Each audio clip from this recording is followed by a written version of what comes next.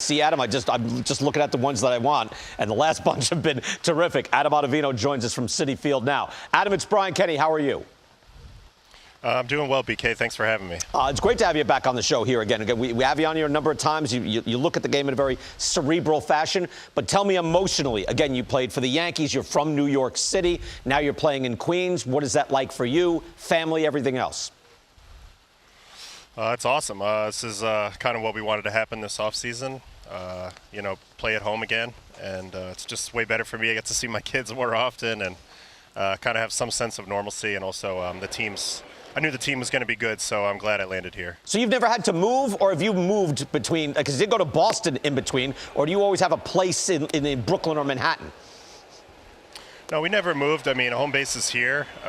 We live up in Westchester, but last year the girls would drive up and see me like every chance they could, about 3.5 hours up to Boston, but this is a little easier. You guys, 40-22, got off to a great start. Most people thought you'd be good. We didn't know how good. What did you think about the start? Yeah, you never expect to win. I don't know what we won, like 11 or 12 of the first 13 series or something like that. You never expect to be that good. But I knew that we had a good team. We have a very veteran team, a lot of guys who have been through it. And we've been consistent. I mean, I think that's been the hallmark of our team. We haven't gotten too low, yet. So we're just trying to keep driving forward, and I'm proud of the way we played so far. Give me something that's slightly different about playing for Buck Showalter. Slightly different. I don't know, just his personality, every time you have an interaction with Buck, it's going to be informative but also funny at the same time. So he has a good rapport with all the guys. Me being an older guy, he has certain things that he reserves just for me because he knows that I can appreciate him, and maybe some of the younger guys, it's before their time. But I just like being around him. He's got a great vibe. So you'll get some of his references then, you're saying, and some of the younger guys have no idea. All right. Yeah, exactly. How much communication do you have with your manager? Or is it, by the time it gets to you, is it pitching coach, pitcher liaison? How does that work? No, I mean, I probably chat with Buck every day a little bit. He's got obviously a lot of balls in the air, but he finds a way to come by and drop a line or two on me every day. So quite a bit of communication. Do you talk to him, or does he talk to you about coming in clean innings or coming on with runners on base? Because I know it's vastly different for most pitchers. Do you have input on that, or do you give input on that?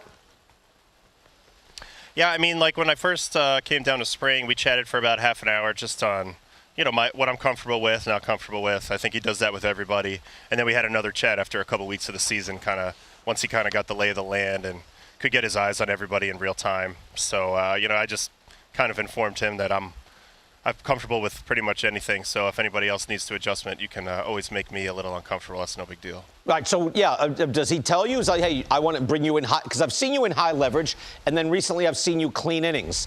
Is there any emphasis either way, and what works for you? I mean, I think it's a combination of he's not trying to overwork any one guy, so we kind of been rotating through a lot in the different spots. Myself, Drew Smith, Seth Lugo, guys like that. But also I think it's matchups too. Some of the times he brings me in guys on base, obviously it's a tough righty, and typically that's the window he would want me in there. Do you ever look at opponents' exit velocity and how you're doing on that? Yeah, I mean, I know I'm the best right now, so there you go. I'm happy with that. I saw the little 100 pop up on the Baseball Savant site. I've only seen 99s before, so I saw 100.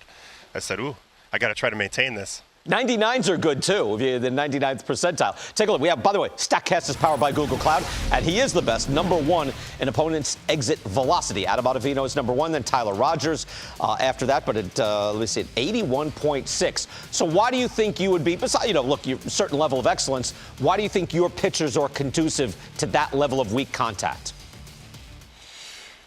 Well, I mean, it's been going on for a while, like ever since I saw the metric, kind of trying to figure out where you fit in. I feel like my slider in particular gets pretty weak exit velocity on average, and that's the pitch I feature the most. So something about the horizontal movement, I think getting off the barrel kind of is the way that you achieve the low exit velo. But it's not the be-all and end-all. It's just kind of a cool stat, and anything I'm the best at or currently the best at, I'm going to try to enjoy that. Oh, yeah, print those out, like find them, print them, put them up, frame them. Psychologically, like Edwin Diaz now looks, sensational. He even had, I think, a 5-out save the other day. You've got blown up, I think, once or twice this year. Then you're on a great run. What does confidence play into it, and how do you try to work that? I just stay with the process. And I had 2 really bad games this year, and only in one of them did I think I pitched badly. And the one against the Braves, I thought it was more of a function of the other team had really good at-bats against me and got some batted ball luck in the inning. So overall, I just try to control the process. I know that it's not always going to line up with the results.